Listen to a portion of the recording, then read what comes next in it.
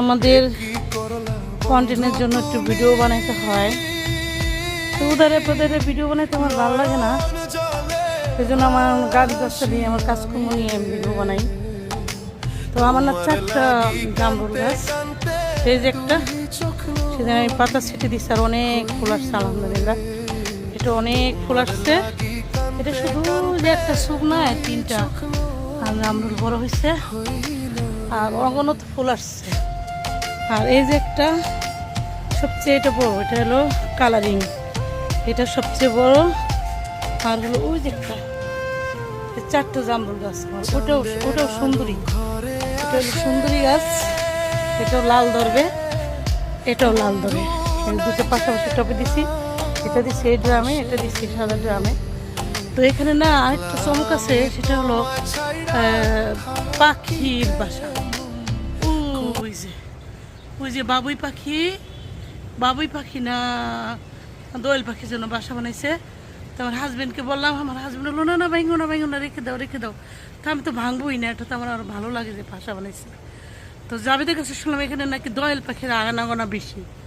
তো ওই যে আমার একটা সাইট, ওই সাইডটা হচ্ছে আমার সবেদা ফুলের সাইট।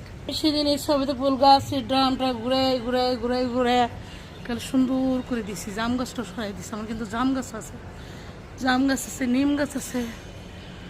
এখানে আমি এখন 3টা দিছি ড্রাম, এই যে ডালিমের এটা।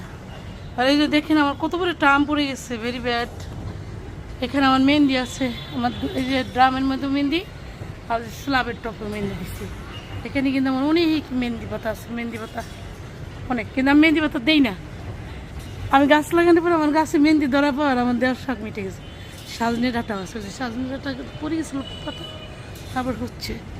তো যে এখানে এটা আমি সেদিন পাতা ছেটে দিছি, হ্যাঁ পাতা ছেটে দিছি, আলহামদুলিল্লাহ।